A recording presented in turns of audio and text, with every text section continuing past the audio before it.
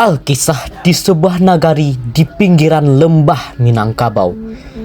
Hiduplah seorang pemuda yatim piatu yang sehari-hari bekerja sebagai penjaga ketentraman pasar tradisional. Nagari itu awalnya aman dan damai, sampai pada suatu sore yang kelam. Segerombolan penyamun berkuda datang menyerbu dari balik bukit. Mereka membakar kedai-kedai, merampas hasil bumi para pedagang, dan merompak porandakan tanah leluhur tanpa ada satupun warga yang berani melawan. Melihat jerit tangis kaum ibu dan anak-anak yang ketakutan, darah mudaku mendidih. Aku memutuskan berdiri di tengah gelanggang pasar untuk menghadang mereka sendirian. Konflik pecah ketika 3 kepala penyamun berbadan kekar langsung maju menerjang untuk meremehkanku.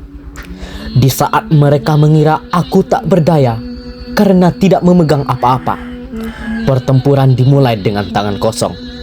Langkah kakiku bergeser tenang, memperagakan kesunyian silek tanpa rupa yang mengalir sabar bagai air. Namun begitu pukulan mereka datang, tangan kosong ini bergerak cepat menangkap pergelangan tangan lawan, memanfaatkannya untuk mengunci tubuh mereka dan menghantam mereka jatuh ke tanah hingga tak bisa bangkit lagi. Bagi lelaki Minang, tangan kosong adalah tameng iman untuk membuktikan bahwa kesucian hati bisa meruntuhkan kesombongan.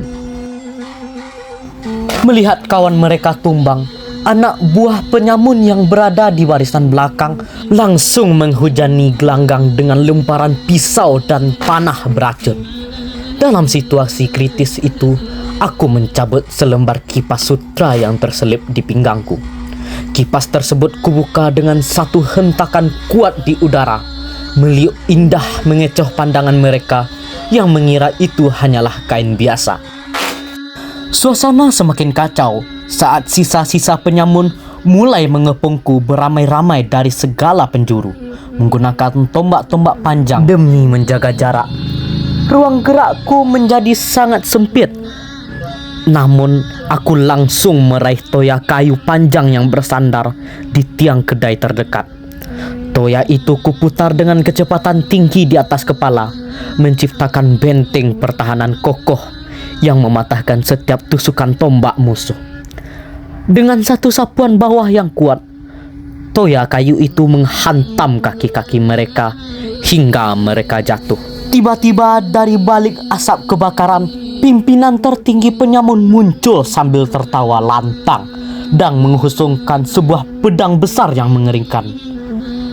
Menyadari bahwa jalur perundingan sudah sama sekali tidak berguna, giliran golok panjang di pinggangku yang berbicara. Begitu ditarik dari sarungnya, logam tajam itu berkilat membelah pekatnya malam, memercikkan bunga api yang bising setiap kali beradu dengan pedang besar milik musuh.